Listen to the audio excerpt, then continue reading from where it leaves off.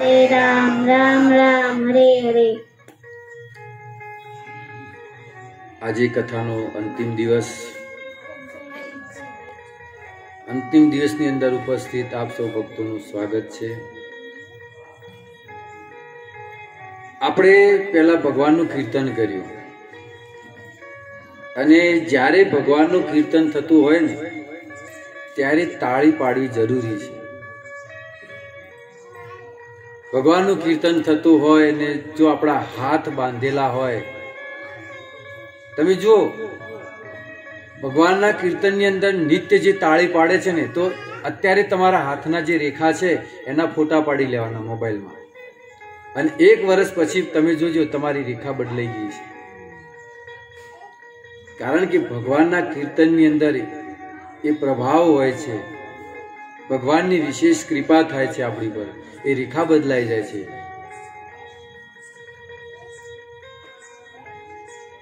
અને બીજી જો એક વાત કરું,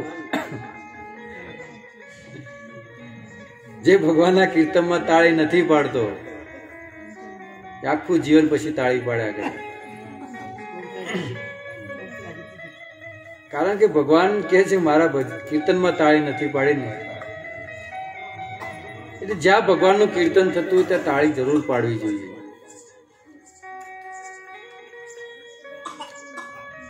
તો ગત સત્રમાં આપણે નર્ક વિશે ચર્ચા કરી કે વ્યક્તિ જેવા પાપ કરે છે એવી એની સજા ભોગવવી પડે છે। સજા ભોગવ્યા સિવાય કોઈ છૂટકો નથી, અને હજારો વર્ષો સુધી નરકની અંદર આપણે સડવું પડે છે।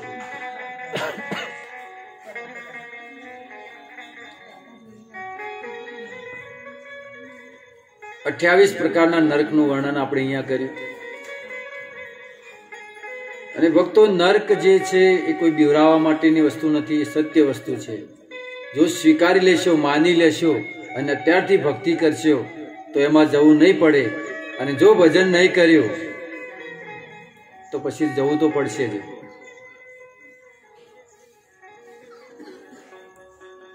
એક ભગવાન દ્વારા વ્યવસ્થા કરેલી છે।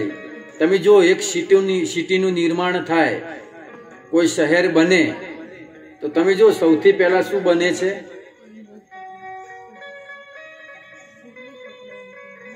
શું બને સૌથી પહેલા?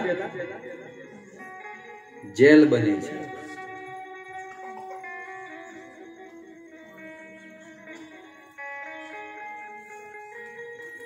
એક સરકાર પણ જો આવી વ્યવસ્થા કરતી હોય જેલની,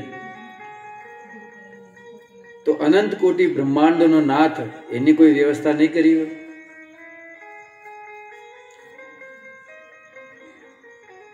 એટલે ભગવાન દ્વારા વ્યવસ્થા કરેલી છે।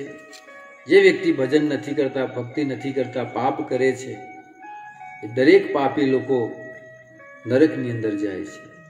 નરક ભોગવ્યા પછી એમને 84 લાખ યોનિમાં નાખે છે। પછી ભટકતા ભટકતો જીવ 4.5 કરોડ પછી મનુષ્યનો અવતાર મળે, એ પણ કેવો મળે એનું કોઈ નક્કી નથી। તમે જો સંસારમાં અંધ લોકો પણ ફરે છે, અપંગ લોકો પણ ફરે છે, હે ને, મૂંગા બહેરા પણ ફરે છે, તો એમાં આપણો નંબર ન લાગે? હે ને, આપણે જો એવા કર્મ કર્યા છે તો આપણે પણ એમાં નંબર લાગશે। પછી શું સમજશો, શું કથા સાંભળશો, શું ભગવાનના દર્શન કરશો? એટલા માટે અત્યારે સુંદર શરીર આપણને મળ્યું છે, તેનો લાભ આપણે લઈ લેવો જોઈએ, હરિભજન કરી લેવું જોઈએ।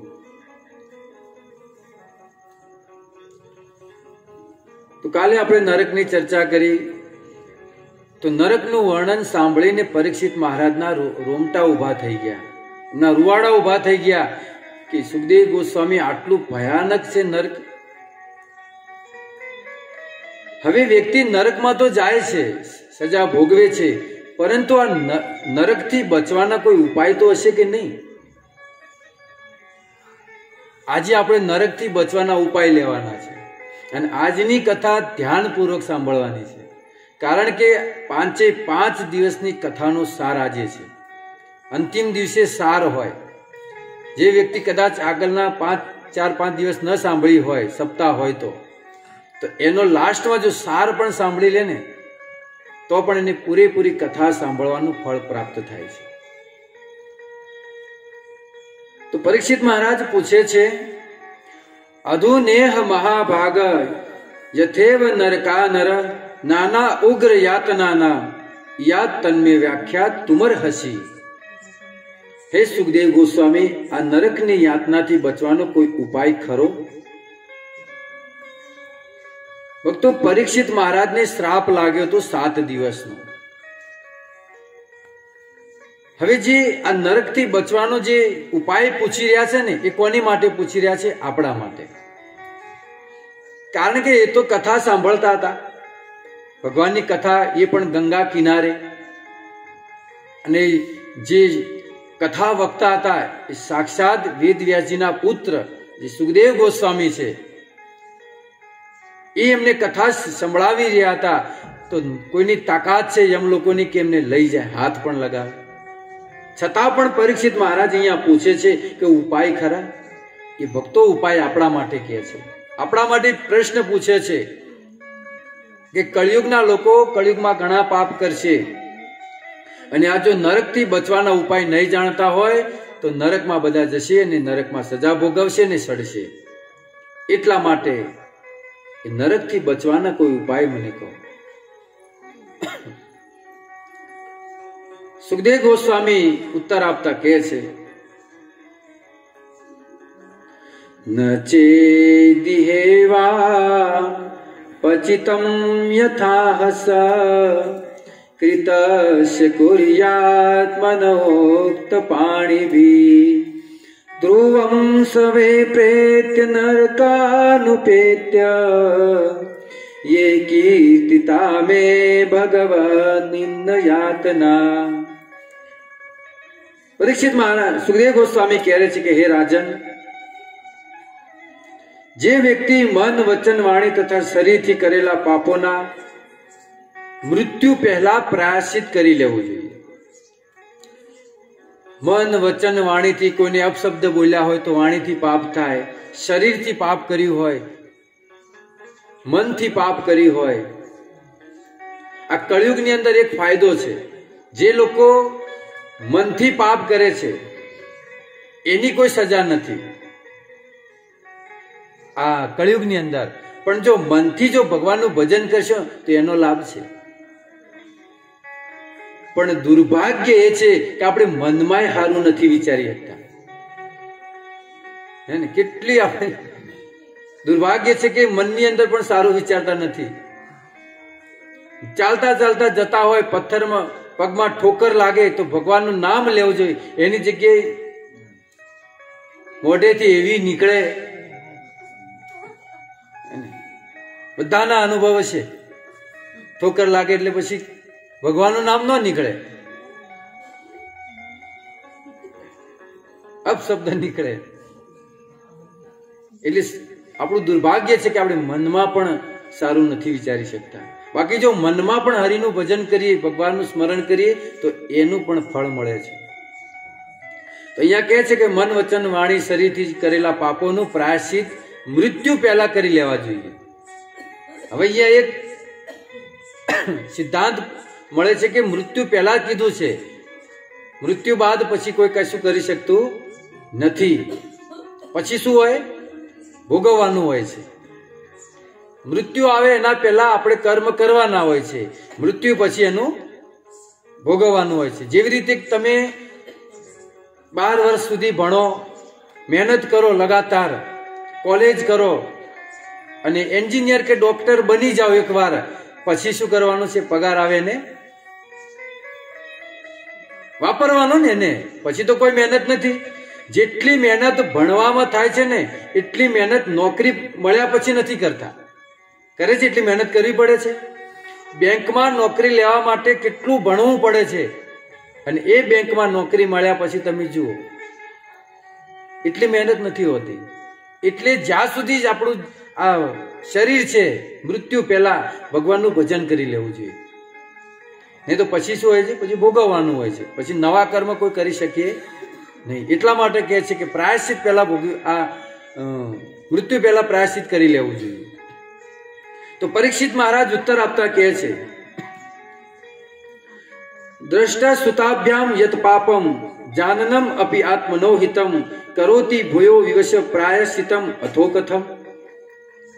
પરીક્ષિત મહારાજ કહે છે કે માણસ જાણે છે કે હું આ પાપ કરી રહ્યો છું. દરેક વ્યક્તિ પાપ કરતા પહેલા એને ખબર તો પડે છે કે આ પાપ છે અને આ પુણ્ય છે.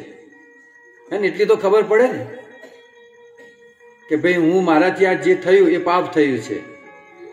બધા જ જાણે છે, છતાં પણ જાણવા છતાં પણ એ વ્યક્તિ પાપ કરે છે.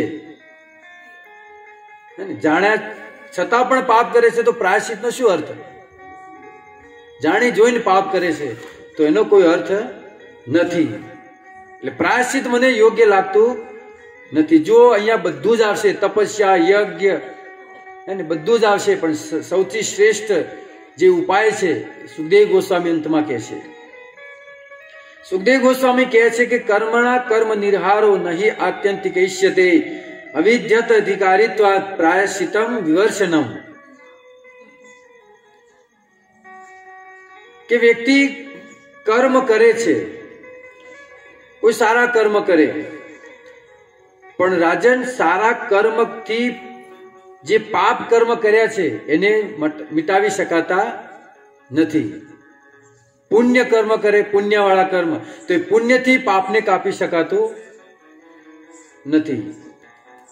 કોઈ વ્યક્તિ એમ કે ભાઈ મારાથી પાપ થાય છે પણ સામે હું પુણ્ય કરું છું, મારાથી આ પાપ થયું તો મેં સામે સ્કૂલમાં દાન આપ્યું, પાણીની પરબ બંધાવી, અન્ન ક્ષેત્રમાં મેં પૈસા આપ્યા, તો આ બંનેનું ફળ અલગ અલગ છે.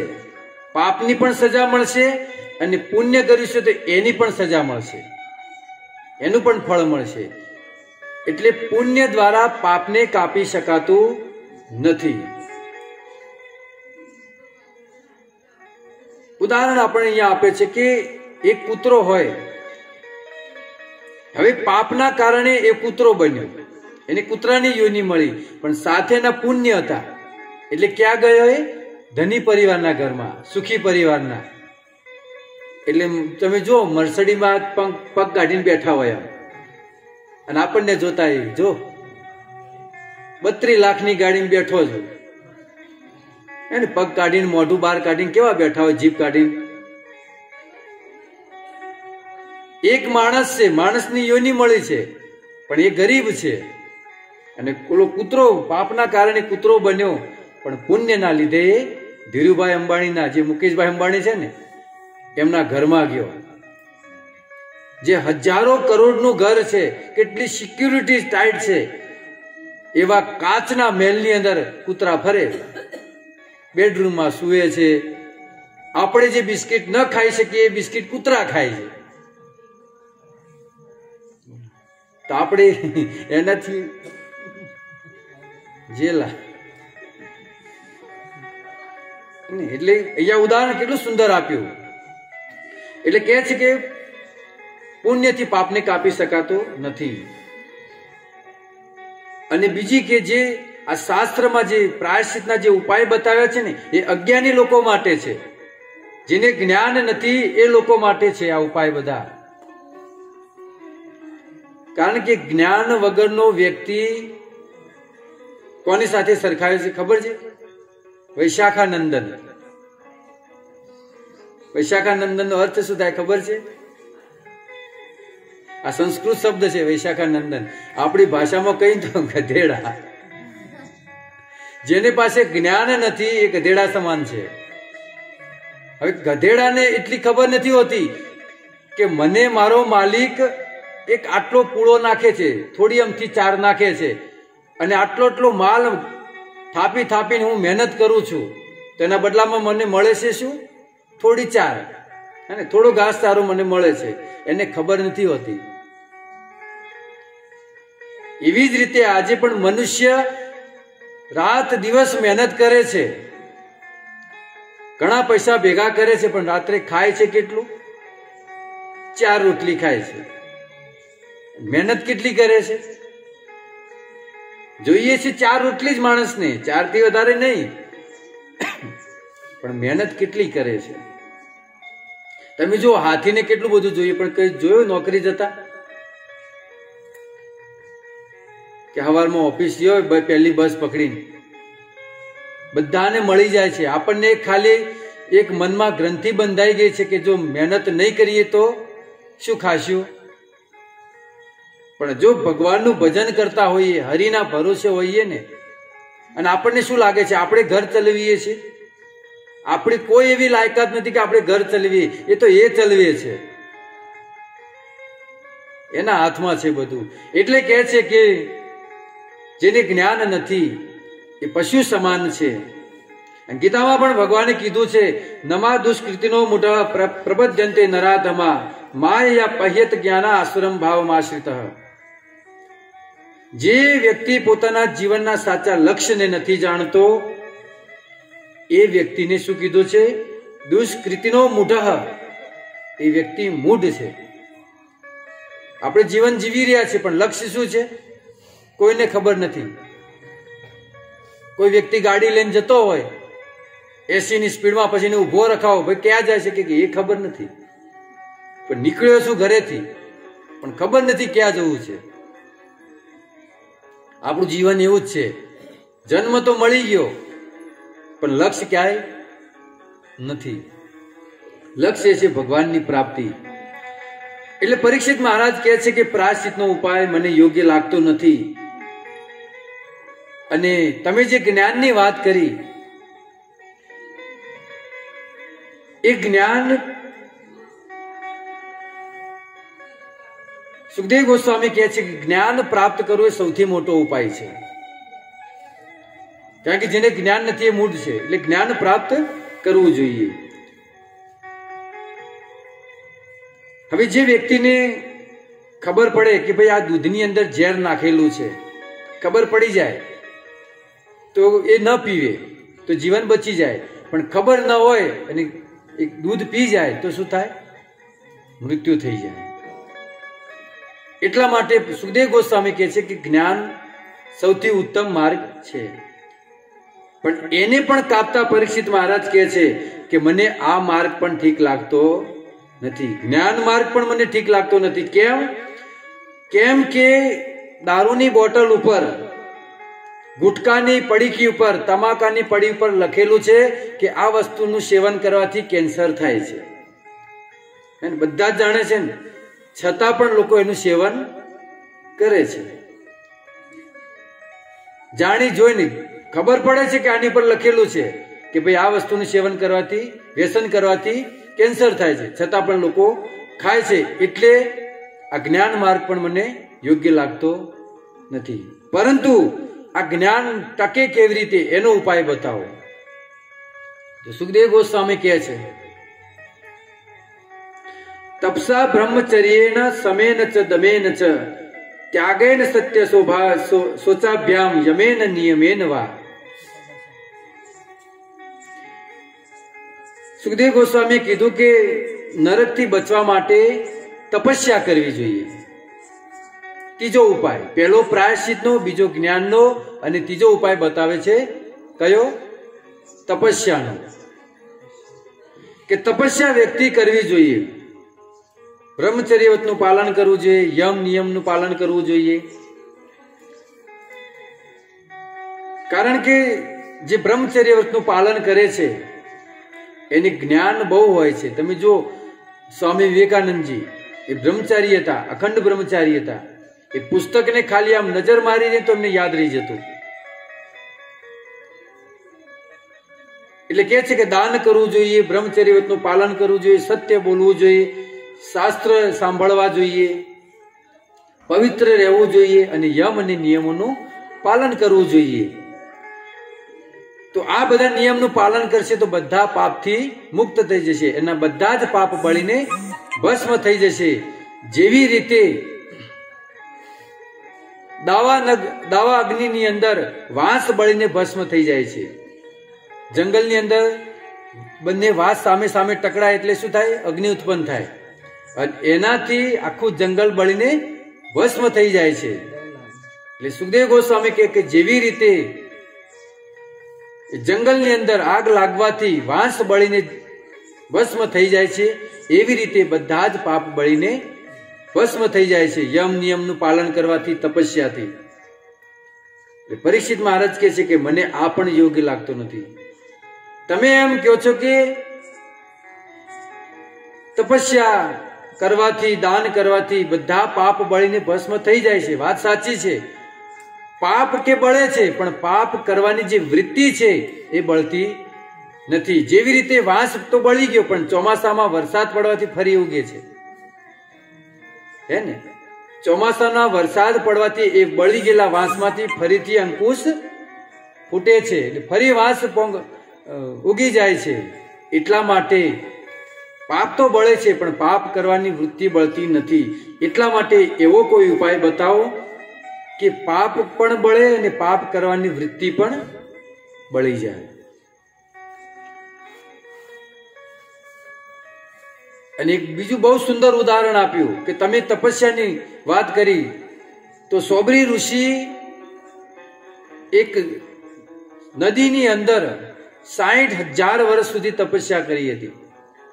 સોબરી નામના ઋષિ છે, એમને 60,000 વર્ષ સુધી તપસ્યા કરી. પરંતુ એ નદીની અંદર એક માછલીનું મૈથુન જોઈ અને એમને વિચાર આવ્યો કે સાચો આનંદ તો આ લોકો લઈ રહ્યા છે, હું ખોટો તપસ્યા કરી કરીને તૂટી ગયો, એટલે મારે હવે લગ્ન કરી લેવા જોઈએ. એટલે સોબરી ઋષિએ લગ્ન કરી લીધા. એટલે તપસ્યા પણ મને યોગ્ય લાગતી નથી. કોઈ વ્યક્તિ દાન પણ ન કરી શકે, તપ ન કરી શકે, પ્રાયશ્ચિત ન કરી શકે, કારણ કે કળિયુગની અંદર તપસ્યા કરવી બહુ કઠણ છે. યજ્ઞ હોય ને 1 દિવસનો, હવન રાખ્યો 1 દિવસનો, તોય બેસી શકતા નથી. વારંવાર પેલા બ્રાહ્મણને કહીએ કે ભાઈ થોડી વાર વિશેષ આપને, હે ને? બેસી નથી શકાતું આખો દિવસ. એકાદશી વ્રતનું પાલન નથી થતું. એટલે પરીક્ષિત મહારાજ કહે છે કે એવો કોઈ ઉપાય બતાવો કે પાપ પણ બળે, પાપ કરવાની વૃત્તિ પણ બળે, અને સીધો અને સરળ ઉપાય બતાવો જે દરેક વ્યક્તિ કરી શકે, નાનો પણ કરી શકે ને મોટો પણ કરી શકે.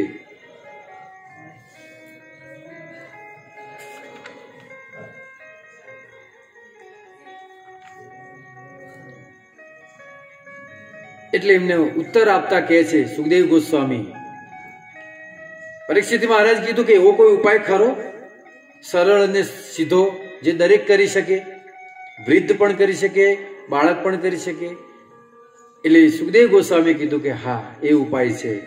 આટલું સાંભળતા જ પરીક્ષિત મહારાજ આનંદથી નાચવા લાગ્યા, કૂદવા લાગ્યા કે ઉપાય છે, એવો એક ઉપાય છે, એમ કરીને નાચવા લાગ્યા. સુખદેવ ગોસ્વામી કહે છે કેશ્ચિત કેવલ્યા ભક્ત્યા વાસુદેવ પરાયણા અગમ ગુન્વંતિ કાસ્તેન નિહારમિવ ભાસ્કર. સુખદેવ ગોસ્વામી કહે છે કે હા, ઉપાય છે. કયો ઉપાય છે? કેચિત કેવલ્યા ભક્તા વાસુદેવ પરાયણા. કોઈ વ્યક્તિ દાન ન કરે, તપ ન કરે,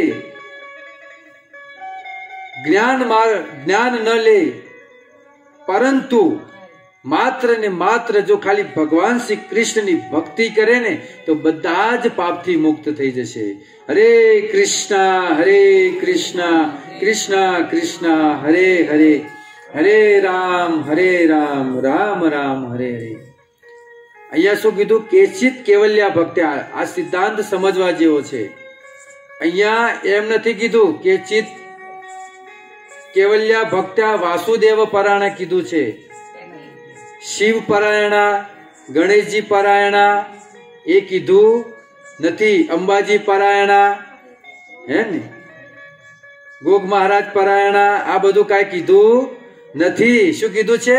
કેચિત કેવલ્યા ભક્ત્યા વાસુદેવ. વાસુદેવ કોણ છે?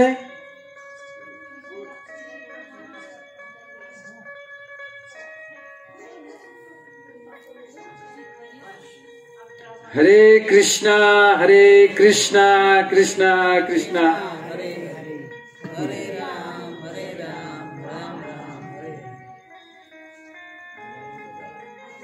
સુખદેવ ગોસ્વામી કયો ઉપાય બતાવ્યો? કોઈ કહે છે 3 વાર કીધું છે મેં. કયો ઉપાય બતાવ્યો સુખદેવ ગોસ્વામી? તો તમને ખબર.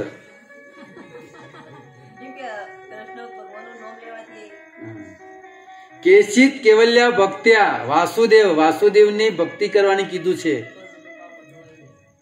બીજી કોઈને કીધું નથી. અન્ય કોઈ દેવી દેવતાઓનું નામ અહીંયા લીધું નથી. કોઈ બાબાનું લીધું નથી કે કોઈનું નામ લીધું નથી. અને કહેવા વાળા કોણ છે? સુખદેવ ગોસ્વામી છે. એટલા માટે વાસુદેવ ભગવાન શ્રી કૃષ્ણની ભક્તિ એ સર્વશ્રેષ્ઠ છે. અહીંયા સાબિત કરે છે સુખદેવ ગોસ્વામી.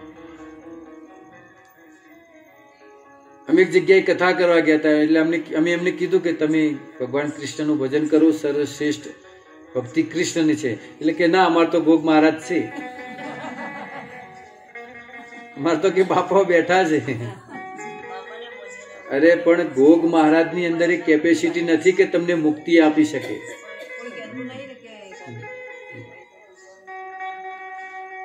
દરેકને માન આદર આપવાનો છે, પણ ભક્તિ ભગવાનની કરવાની છે. ભગવાન સિવાય બીજું કોઈ મુક્તિ નહીં આપી શકે. ભગવાન શિવ એ પણ મુક્તિ નહીં આપી શકે. મુક્તિ આપવા માટે માત્ર ભગવાન શ્રી કૃષ્ણ જ આપી શકશે, બીજું કોઈ નહીં. એટલા માટે બધાને આદર બધાને આપવાનો છે. અને બધાને નારિયેળ વધારીને માંગવાનું શું છે ખબર છે? કે ભગવાનની ભક્તિ આપજો. બાકી એમને આ તો જાય નારિયેળ લઈને, મોટું લિસ્ટ લઈને. ગોગ મહારાજને ખબર જ છે કે આવ્યો ભિખારી, મોટું લિસ્ટ લઈને આવ્યો છે, એટલે માગવાની જરૂર નથી. એમને બધી જ ખબર પડે છે કે તમે શું માગવાનું. એ જ છે કે અમને ભગવાનની ભક્તિ આપજો, જેથી અમે આ જન્મ મૃત્યુના ચક્કરમાંથી છૂટી જઈએ. એટલે તમે જુઓ, નરસિંહ મહેતાને જયારે માગવાનો સમય આવ્યો ત્યારે એમને શું માગ્યું છે?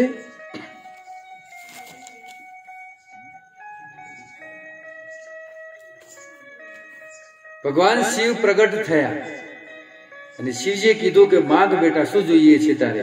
આપણે શું માંગત? હારામાં હારો મસ્ત પાલનપુર ની અંદર મોટો બંગલો આપો, પેલા તો મોટી ગાડી.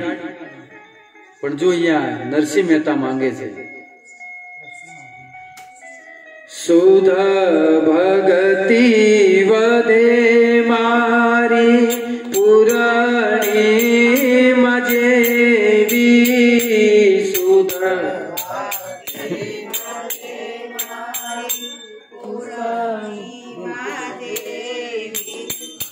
સુધ ભગતિ વધે મારી પુરાણી મજેવી. સુધ ભગતિ વધે પુરાણી મજેવી. સહુ સંતો આશીષ દેજો મને. સહુ સંતો આશીષ દેજો મને. આંખ મારી ઉઘાડે ત્યાં મોબાઈલ જોઉં. આંખ મારી ઉઘાડે ત્યાં સીતારામ દેખો. આપણે શું કરીએ? સવારમાં ઉઠે વોક ઉઘડે એટલે શું જોઈએ? પેલા મોબાઈલ જોઈએ. પણ મોબાઈલ જોવાની નહીં. આંખ મારી ઉઘડે ત્યાં સીતારામ દેખો. આંખ મારી ઉઘાડે ત્યાં સીતારામ દેખો. ધન્ય મારું જીવન કૃપાએ લેખો. ધન્ય મારું જીવન કૃપાએ લેખો. રામાયણ ગીતા મારી અંતરની આંખો. રામાયણ ગીતા મારી અંતરની આંખો હરિએ દીધી છે મને ઉડવાની પાંખો હરિએ દીધી છે મને ઉડવાની પાંખો રામના વિચારો મારે અઢળક જાણો રામના વિચારો મારે અઢળક નાણો ગાવો મારે નિષગીત રામનું ગાણો ગાઓ મારે નિષગીત રામનો ગાણો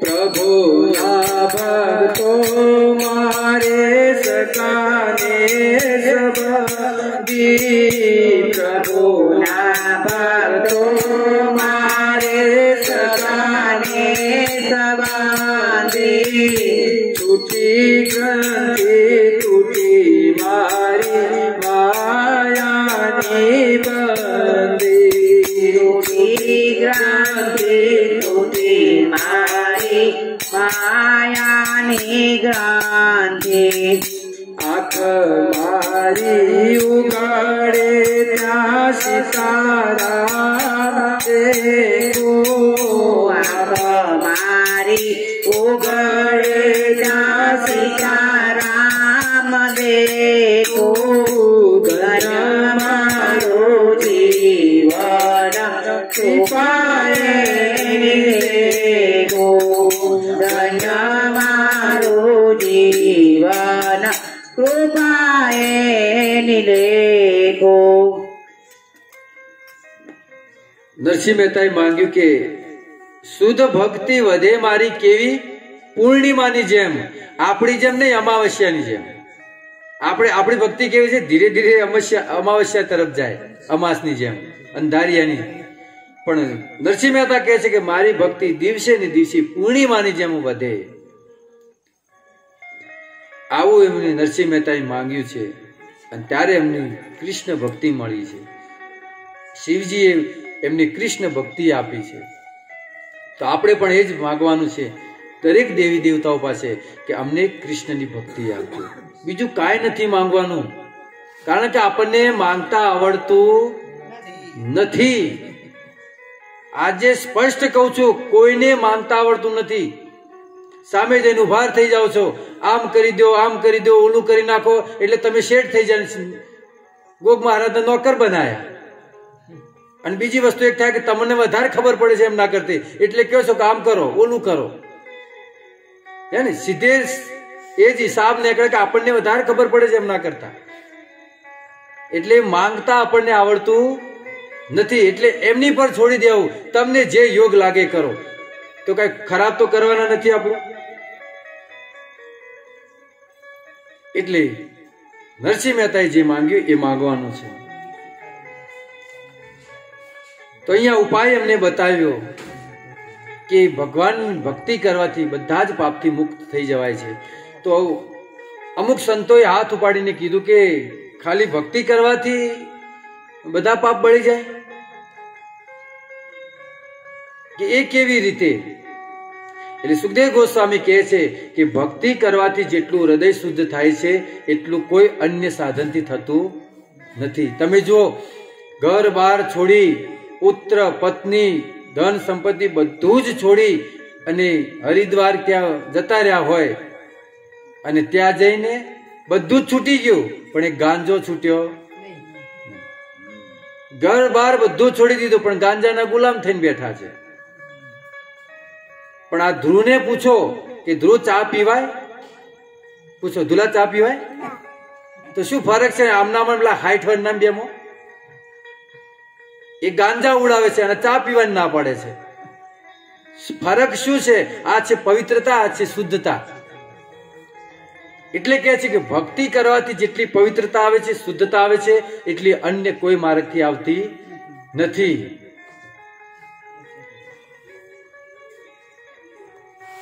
એટલે કહે છે કે તમે જુઓ, આજે મુંબઈની અંદર ગણેશ વિસર્જન થાય છે. મહોત્સવ કેવો છે હે ને, ગણેશજીનો છે ને, પણ એમાં બધા જ ફૂલ થઈને ફરતા હોય છે. શું કરી રહ્યા છે બધા?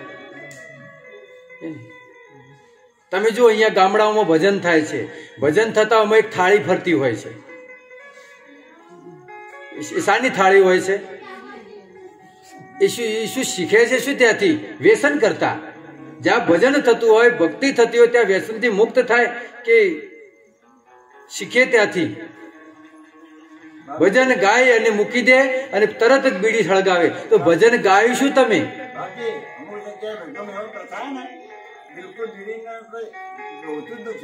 એ તો અમુક છે, પણ અમે તો મારા જોયેલા અનુભવ કઉ છું.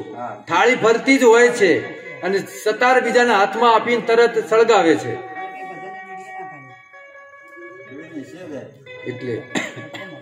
એટલે જે જગ્યાએ ભક્તિ, કૃષ્ણની ભક્તિ, કારણ કે એ લોકો ખબર નહીં કોનું ભજન કરી રહ્યા છે. એમને કહો કે ભગવાન કૃષ્ણ છે, કે ના, કૃષ્ણ તો છે જ નહીં, પરમાત્મા છે બધું. પરમાત્મા છે કોણ? પણ પરમાત્મા જે શબ્દ છે ને, કૃષ્ણનો અંશ છે. તમને ઉદાહરણ સમજાવું કે કૃષ્ણ અને પરમાત્મામાં શું તફાવત છે. તમે ક્યારે પરમાત્મા શબ્દ મોઢેમથી નહીં લ્યો, ગેરંટી સાથે કહું છું. પરમાત્મા એક જજ હોય, એ જજ પોતાના ન્યાયાલયની અંદર એ જજ રૂપે છે. અને એ જ જજ જયારે ઘરે આવે એટલે ઓલો છોકરો હોય ને, એના છોકરાનો છોકરો કે દાદા ઘોડો થાવ, તો એ દાદા ઘોડો થશે કે નહીં? એટલા મોટા જજ, પણ દીકરાની સામે એ ઘોડો થશે. બીજી વસ્તુ કે છોકરો એ કોઈ સજા, કઈક ગુનો કર્યો અને એ છોકરાને ન્યાયાલયની અંદર લઈ જવામાં આવ્યો, તો ત્યાં તો એના પિતા શું છે? એના દાદા જજના રૂપે છે. તો એ છોકરો સૌથી વધારે જવાનું કોની પાસે જવાનું પસંદ કરશે? જજ વાળા પાસે, પિતા પાસે, કે ઘરે છે પિતા પાસે? સમજાણું? પહેલા શું કીધું?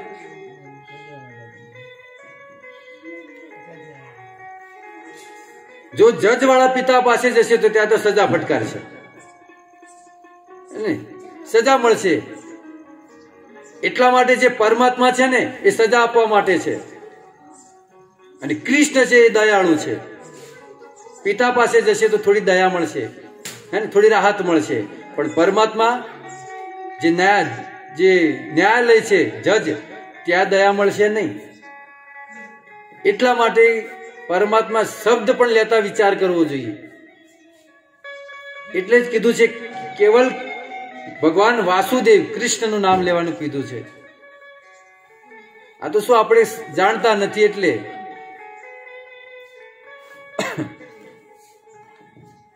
એટલે કે છે કે તમે જો આ મુંબઈની આપણે વાત લીધી, બધા જ દારૂ પીને જાય છે. એટલે ભક્તિ, ભગવાન કૃષ્ણની ભક્તિમાં જે શુદ્ધતા છે, પવિત્રતા છે, એ બીજા કોઈની અંદર નથી. અને આ જે ભક્તિ છે એ દરેક જણ કરી શકતા નથી. ગીતામાં ભગવાને કીધું છે, મનુષ્યાણામ સહસ્ત્રેષુ કશ્ચિદત્યે સિદ્ધતે યતતામ અપી સિદ્ધાનામ કશ્ચિદ માવેતિ તત્વત.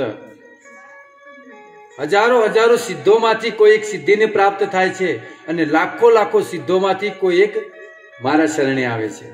લાખોમાંથી. બધા કૃષ્ણની ભક્તિ કરી નથી શકતા, બધા સાચો પંથ નથી લઈ શકતા.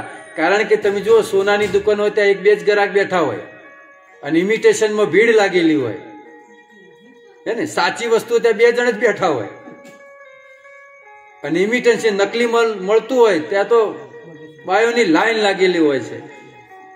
એટલે એવી રીતે જે પાખંડ ચાલતો હોય છે ત્યાં લાખો લોકો બેઠા હોય છે, પણ જ્યાં સાચું હોય ત્યારે આવી રીતે થોડા જ બેઠા હોય છે. એટલે શુદ્ધ માર્ગ છે ભક્તિ માર્ગ, કૃષ્ણની ભક્તિ માર્ગ. અને બીજું ઉદાહરણ આપે છે કે ભક્તિથી શુદ્ધ થવાય છે.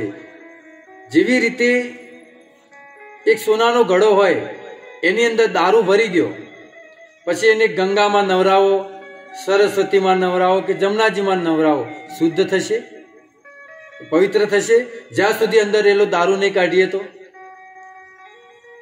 એવી જ રીતે આપણા અંદર જે કલ્મશો પડેલા છે એ કેવી રીતે નીકળશે? ભગવાનને ભક્તિ કરવાથી, બીજા કોઈ ઉપાયથી, કોઈ માર્ગથી નીકળશે નહીં. અને ભક્તો, ભક્તિનો સરળ જ અર્થ છે. ભક્તિ જે અહીંયા હું કથા બોલું છું, તમે લોકો સાંભળો છો, આ ભક્તિ થઈ રહી છે. આપણે જે કીર્તન કર્યું એ ભક્તિ છે. ભક્તિ માટે કઈ ઘર બહાર છોડી, લાલ વસ્ત્ર પહેરી બધું છોડીને જવાની કોઈ જરૂર નથી.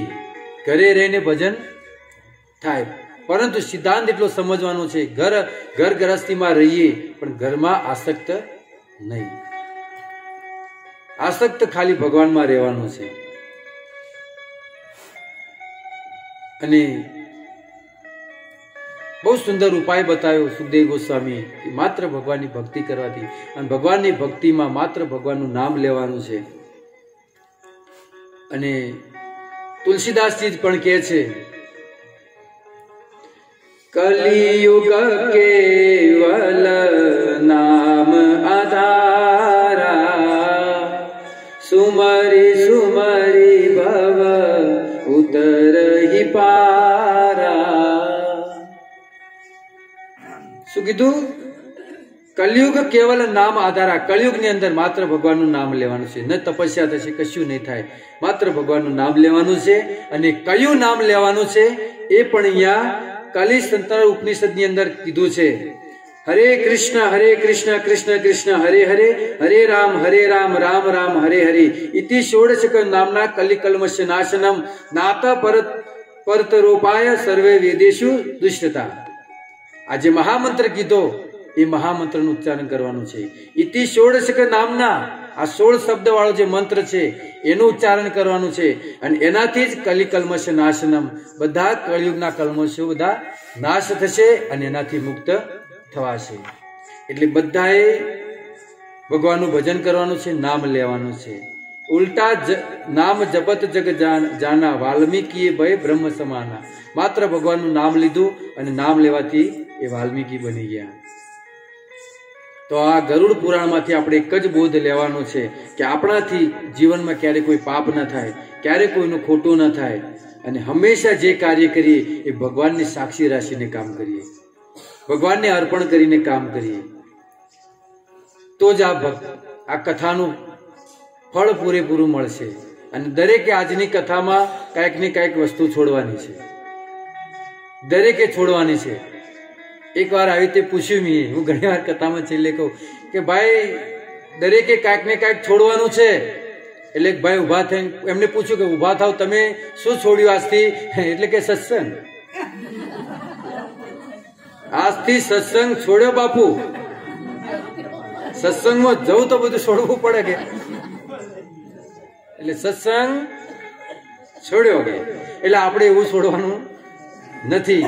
કોઈ વ્યસન, કોઈ જે પણ આપણા અંદર કોઈ હોય એ બધું છોડવાનું અને ભગવાનનું ભજન કરવાનું છે.